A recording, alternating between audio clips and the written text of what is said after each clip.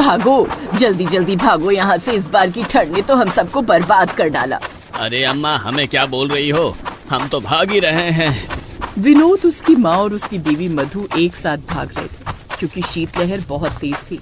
तभी विनोद ने अपनी बीवी से कहा, मधु, धीरे धीरे क्यों भाग रही हो, जल्दी जल्दी भागो वरना पीछे रह जाओगी। जब देखो पूरा गांव मिलकर मुझे ही ताने दिया करता है, अब देखो मैं कैसे भागती हूँ। अब मधु ने इतनी तेज भागना शुरू किया कि वो सभी गांव वालों से बहुत आगे निकल गई। वो धीरे धीरे इतना आगे निकल गई कि गांव वालों को दिखाई भी नहीं दे रही थी। इतने में तूफान रुक गया, बर्फबारी भी बंद हो गई। तभी गांव के एक आदमी ने कहा, देख अम्मा, हम लोग बिल्कुल सही कहते थे तुम्हारी बहू के बारे में। देखो, जैसे ही तुम्हारी बहू आगे भाग गई वैसे ही सारा तूफान शांत हो गया। भाई साहब, आज मुझे आप लोगों की बातों पर यकीन हो गया। इस मधु के पांव इस गांव में पड़ते ही पहले हमारा घर बर्बाद हुआ, फिर पूरा गांव बर्बादी की कगार पर आ गया। चलो चलो, अब अपने गांव लौट चलते हैं। तभी गांव वालों ने देखा कि मधु भागते हुए वापस गांव की तरफ आ रही थी। गांव वाले उसे दूर से ही रोकते रहे। अरे वहीं रुक जाओ, इधर मत आना मधु। अब तो तूफान बंद हो गया, फिर क्यों ये लोग मुझे गांव आने के लिए रोक रहे? वहीं जाकर पता चलेगा। मधु जैसे जैसे गांव के नजदीक आ रही थी वैसे वैसे अब एक बार फिर से तूफान तेज होने लगा। बर्फबारी भी तेज होने लगी। थोड़ी देर बाद जैसे ही मधु उन लोगों के पास पहुंची वैसे ही एक बार फिर से मूसलाधार बारिश और तूफान शुरू हो गया।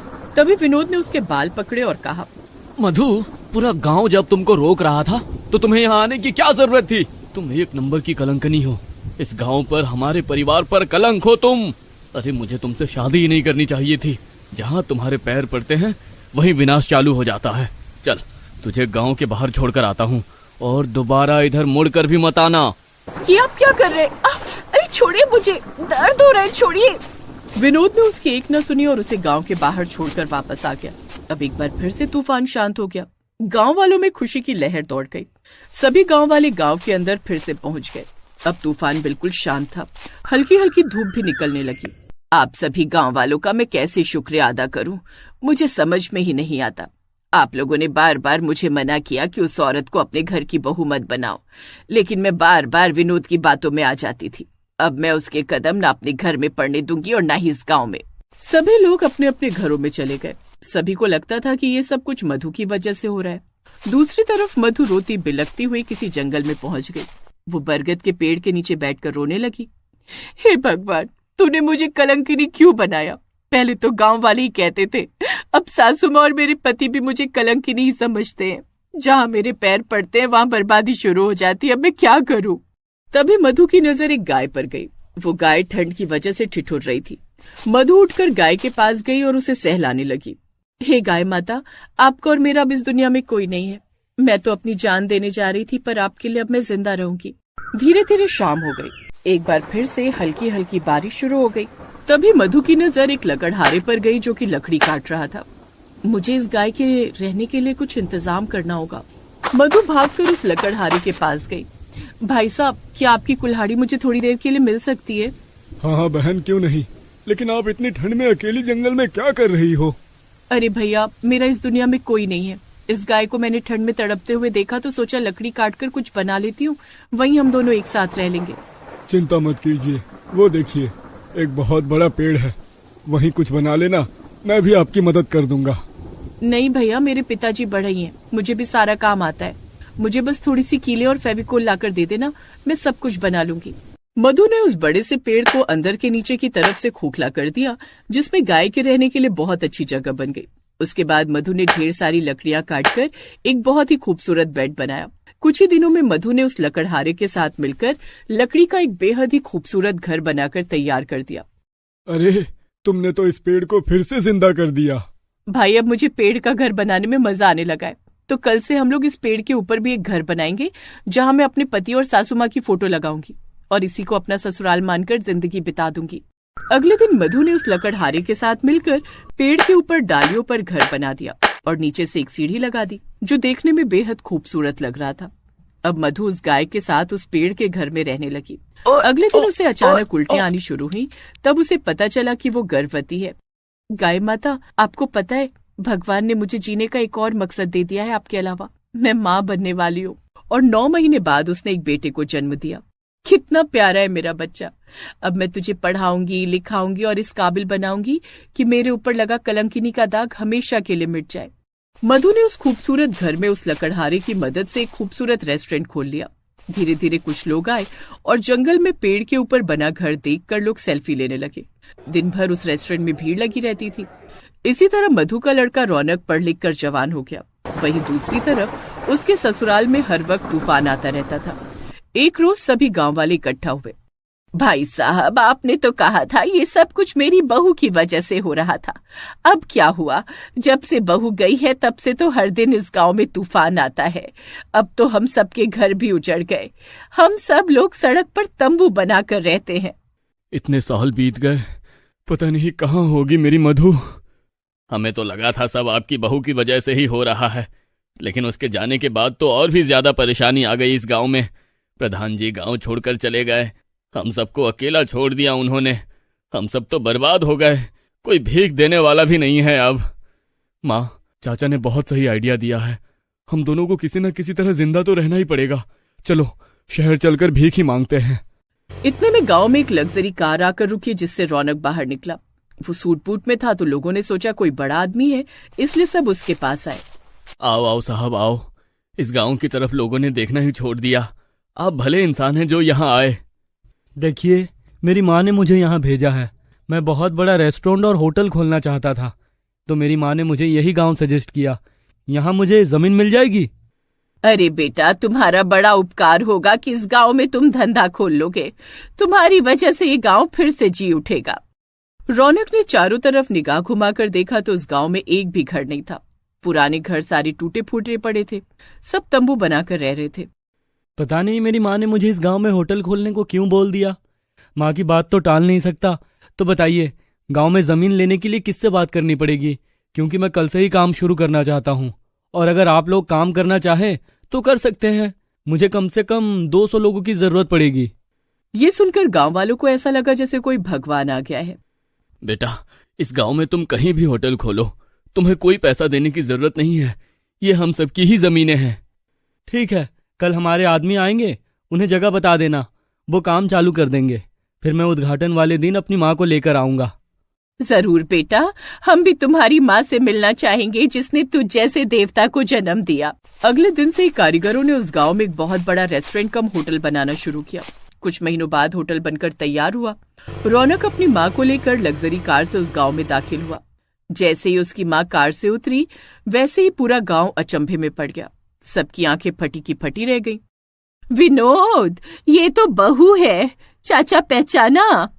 हाँ बहन, ये तो हमारी बहू मधु है, जिसे हमने कलंकनी कहकर इस गांव से भगा दिया था। वो सब आपस में बातें कर ही रहे थे कि तभी मधु अपने बेटे का हाथ पकड़कर गांव वालों के पास आ गई। रौनक बेटा, तू हमेशा पूछता रहता था ना कि तेरे पिता कौन है, मेरा परिवार कहाँ है? यही है अपना परिवार। ये तेरे पिता हैं और ये तेरी दादी माँ। ये सुनकर रौनक भावुक हो गया। रौनक ने तुरंत विनोद और अपनी दादी के पैर छू लिए। मधु, ये हमारा बेटा है? हाँ, ये हमारा ही बेटा है। चिंता मत कीजिए, मैंने अपने बेटे को कुछ भी नहीं बताया है। लेकिन मैं बताऊंगा आज। बेटा, हम सब गांव वाले मधु को कलंकिनी समझते थे। हमें लगता था कि जहां इसके पैर पड़ेंगे वहीं बर्बादी आ जाएगी। हम सब ने मिलकर इसे गांव से भगा दिया था। हम लोग माफी के काबिल नहीं है बेटा। मेरी माँ ने मुझे सिखाया है कि अगर अपनी गलती का प्रायश्चित कर लिया जाए तो सारी गलतियां उसी समय खत्म हो जाती है। मुझे आप लोगों से या गांव वालों से कोई शिकायत नहीं है। आप लोगों ने मेरी माँ को कलंकिनी समझा था ना, आज मेरी माँ की वजह से ही ये गांव फिर से उठेगा। हम सब मिलकर मेहनत करेंगे, इस गांव को इतना हरा भरा बनाएंगे कि देश विदेश से लोग यहाँ घूमने आएंगे। पर अगर मेरी माँ को किसी ने दोबारा कुछ कहा तो मुझसे बुरा कोई नहीं होगा। बेटा, बहू तो एक ऐसी देवी है जिसने तुझ जैसे देवता को जन्म दिया, हमें नहीं पहचान पाए। इसके बाद मधु ने अपने पति और सास को जंगल का पेड़ वाला घर और रेस्टोरेंट दिखाया जहां रौनक पढ़ लिख कर बड़ा हुआ था। उसके बाद सब खुशी खुशी रहने लगे। हरकिशन रद्दी कागजों को इकट्ठा कर उनके लिफाफे बनाया करता और उन्हें बेचता, लेकिन इस काम में उसकी कमाई बहुत कम होती। हमेशा पैसों की तंगी रहती। वो अपने बेटे सोनू की छोटी से छोटी फरमाइश भी पूरी नहीं कर पाता था। बाबा, मेरे दोस्त मोनू के पास बहुत सुंदर खिलौना है, मुझे भी वैसा ही खिलौना चाहिए।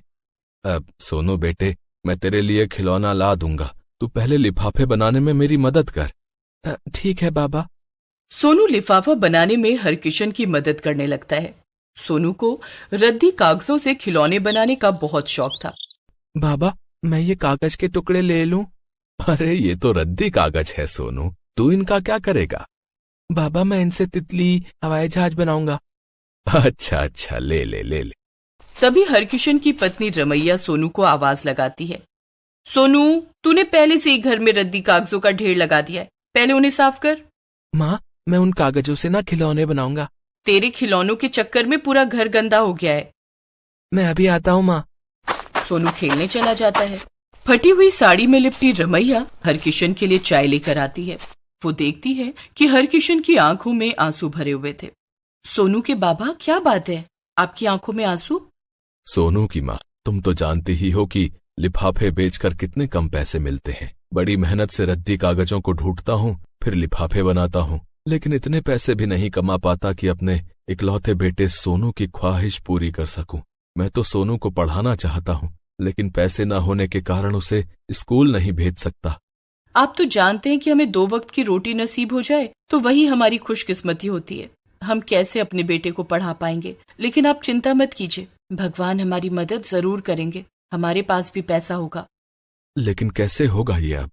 आप परेशान क्यों होते हैं? सोनू कागज के खिलौने बना लेता है, आप उन्हें बाजार में क्यों नहीं बेचते? नहीं रमैया, मैं सोनू के बनाए खिलौनों को बाजार में नहीं बेचूंगा। ये खिलौने मेरे लिए बहुत अनमोल हैं। अगर उसके लिए खिलौने खरीद नहीं सकता तो उसके बनाए खिलौनों को बेचने का मुझे कोई अधिकार नहीं है।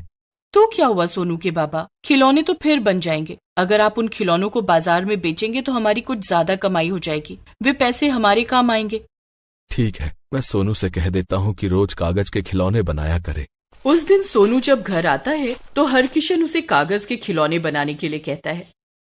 सोनू बेटे, अब तू रोज कागज के खिलौने बनाया कर, उन्हें मैं बाजार में बेचूंगा तो हमें पैसे मिलेंगे। ठीक है बाबा। अब सोनू भी रोज हरकिशन के साथ रद्दी कागज चुनने के लिए जाया करता और उनसे कागज के खिलौने बनाता। एक दिन सोनू सुबह से एक ही खिलौना बना रहा था। सोनू की मासूमियत पर हरकिशन को हंसी आ गई। क्या बात है सोनू बेटा, मैं देख रहा हूँ कि तू सुबह से एक ही खिलौना बना रहा है। अब तो शाम हो गई, लेकिन खिलौना बनकर तैयार नहीं हुआ। बाबा, आज मैं कागज की जादुई ट्रेन बना रहा हूँ। सोनू की मासूमियत पर हरकिशन को हंसी आ गई। कागज की जादुई ट्रेन? हाँ बाबा, कागज की जादुई ट्रेन। अच्छा, तो तुम्हारी जादुई ट्रेन में क्या जादू है भाई? मेरी कागज की ट्रेन पानी के ऊपर भी चलेगी। अच्छा। हाँ बाबा। हरकिशन और सोनू बातें कर रहे थे कि तभी जोर जोर से बादल गरजने लगे और बिजली चमकने लगी। बाबा, बारिश होने वाली है। हाँ सोनू, लगता है कहीं बिजली गिरी है। हरकिशन का इतना कहना था कि जोर जोर से बारिश होने लगी। सोनू खिड़की के बाहर बारिश देखता रहा और कागज की ट्रेन बनाता रहा। बारिश लगातार होती रही। बारिश तो रुकने का नाम ही नहीं ले रही है। मुझे तो डर है कि कहीं बाढ़ ना आ जाए। माँ, बाबा देखो, मेरी जादुई ट्रेन बनकर तैयार हो गई। रमैया और हरकिशन कागज की इतनी बड़ी ट्रेन देखकर हैरान थे। इस ट्रेन के हमें बहुत पैसे मिलेंगे। नहीं बाबा, ये ट्रेन मैंने बेचने के लिए नहीं बनाई। इस ट्रेन पर हम सब सवारी करेंगे। तीनों बातें कर रहे थे तभी बाहर काफी शोर मचने लगा। ये कैसा शोर है? मैं बाहर जाकर देखता हूँ। वो बाहर जाता है तो देखता है कि बारिश का पानी पूरे गांव में भर गया था। अरे हरकिशन भैया, क्या देख रहे हो? अरे गांव में बाढ़ आ गई है भैया, जल्दी से यहाँ से निकलो, नहीं तो हम सब डूब जाएंगे, बता रहे हैं। हरकिशन घर के अंदर आता है। क्या बात है, आप इतने घबराए हुए क्यों हैं? जल्दी से सामान बांध लो, हमें यहाँ से निकलना होगा। लेकिन क्यों? गांव में बाढ़ आ गई है, अगर हम अभी नहीं निकले तो मारे जाएंगे। रमैया जल्दी से सामान बांधती है और तीनों घर से निकल पड़ते हैं। चलते समय सोनू कागज की ट्रेन अपने हाथ में ले लेता है। सोनू बेटा, ये कागज की ट्रेन पानी में बह जाएगी, इसे यहीं छोड़ दो। नहीं बाबा, मैंने इस ट्रेन को बहुत मेहनत से बनाया है, यही तो हमारी जान बचाएगी। इसे मैं अपने साथ लेकर जाऊंगा। ठीक है सोनू, अब जल्दी चलो। तीनों घर से निकल पड़ते हैं। बारिश लगातार हो रही थी। गांव में बाढ़ का पानी खतरे के निशान से ऊपर आ चुका था। लोग अपना अपना सामान लेकर किसी तरह से जान बचाकर भाग रहे थे। अरे भागो भैया, अरे जल्दी निकलो यहाँ से, अरे गांव डूबने वाला है। तभी सोनू कहता है, रुकिए, आप लोग यहाँ से मत भागिए। अरे भागेंगे नहीं तो जान से हाथ धोना पड़ेगा सोनू, चलो भागो। नहीं, ऐसा नहीं होगा, मैं आप लोगों को कुछ नहीं होने दूंगा। अरे सोनू, इस गांव में हर साल बाढ़ आती है, लेकिन ऐसी भयानक बाढ़ कभी नहीं आई। तुम हम लोगों की मदद कर पाओगे? तभी सोनू ने अपनी कागज की ट्रेन बाढ़ के पानी के ऊपर रख दी। मेरी कागज की ट्रेन सबकी जान बचाएगी। सोनू, ये बाढ़ है, मजाक का समय नहीं है। ये कागज की ट्रेन हम सबकी जान कैसे बचा सकती है? मैं मजाक नहीं कर रहा हूँ मुखिया जी, ये कागज की ट्रेन जादुई है। भला कागज की ट्रेन भी जादुई होती है क्या? मेरी ट्रेन जादुई है। तो दिखाओ अपनी ट्रेन का जादू। कागज की ट्रेन दिखा दे अपना कमाल। सोनू के इतना कहते ही कागज की ट्रेन बड़ी होने लगी। ये देखकर सब हैरान हो गए। ये ट्रेन बड़ी कैसे हो रही है? मुझे तो अपनी आंखों पर यकीन नहीं हो रहा है। कहीं मैं सपना तो नहीं देख रहा हूँ? धीरे धीरे वो ट्रेन एक विशालकाय ट्रेन में बदल गई। वो ट्रेन लोहे की ट्रेन की तरह मजबूत थी। सब लोग इस ट्रेन में बैठ जाइए। हरकिशन, रमैया, मुखिया जी और गांव के सब लोग कागज की ट्रेन में बैठ जाते हैं। वो ट्रेन इतनी बड़ी थी कि गांव के सारे लोग उसमें आराम से बैठ गए। उस ट्रेन में सबके लिए खाने पीने का सामान और सोने के लिए बिस्तर था। हैरानी की बात तो ये थी कि बाढ़ का पानी ट्रेन को छू भी नहीं पा रहा था। गांव से बाढ़ का पानी निकलने में 2 दिन लग गए। तब तक गांव वालों ने कागज की जादुई ट्रेन में रहकर अपनी जान बचाई।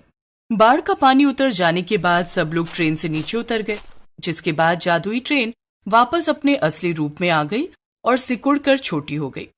बहुत बहुत धन्यवाद सोनू, तुम्हारी कागज की जादुई ट्रेन ने हम सबकी जान बचा ली। इसके लिए तुम्हें मेरी तरफ से इनाम मिलेगा और तुम्हारे बाबा हरकिशन को नौकरी भी मिलेगी। क्या मेरे बाबा को नौकरी मिलेगी? हाँ सोनू, लेकिन हमें ये बताओ कि तुमने कागज की जादुई ट्रेन बनाई कैसे? हाँ सोनू बेटा, तुमने कागज की जादुई ट्रेन कैसे बना ली? एक दिन जब मैं बाबा के साथ रद्दी कागज चुनने गया था ना, तब कुछ कागजों को आपस में बातें करते हुए सुना। क्या कागज भी बोलते हैं क्या? हाँ, ये कागज एक दूसरे से बातें कर रहे थे। क्या बातें कर रहे थे? ये कागज के टुकड़े जादूगर नीलाभ की लिखी गई किताब जादुई कागज की ट्रेन के कुछ पन्ने थे जो किसी तरह से फटकर बाहर आ गए थे। उन कागज के टुकड़ों ने क्या बातें की? उन्होंने कहा कि जल्दी ही इस गांव में बाढ़ आने वाली है। अगर इन कागजों के टुकड़ों से ट्रेन बनाई जाएगी तो वो जादुई कागज की ट्रेन बन जाएगी, जिसमें बैठकर सारे गांव वासियों की जान बच जाएगी। उन कागजों के टुकड़ों की बातें सुनने के बाद मैं उन्हें घर ले आया और उनकी ट्रेन बना ली। तुमने बहुत नेक काम किया है सोनू। कल पंचायत के सामने मैं तुम्हें पुरस्कृत करूंगा। उस समय सभी अपने अपने घर चले जाते हैं। दूसरे दिन मुखिया जी ने पंचायत बुलाई। सोनू ने बाढ़ से सबकी जान बचाई है, इसके लिए सोनू को पुरस्कार दिया जा रहा है। पुरस्कार के तौर पर सोनू की पूरी पढ़ाई का खर्च मैं उठाऊंगा। सोनू को पढ़ाई के लिए शहर भेजूंगा। इसके साथ ही मैं हरकिशन को 10,000 रुपए की तनख्वाह पर नौकरी पर रखता हूँ। आपका बहुत बहुत धन्यवाद मुखिया जी। नहीं सोनू, पूरा गांव तुम्हारा आभारी है। धन्यवाद तो हमें तुम्हारा करना चाहिए। दूसरे दिन से सोनू स्कूल जाने लगा और हरकिशन को मुखिया जी के यहाँ नौकरी मिल गई। अब उनके दुख भरे दिन दूर हो गए थे।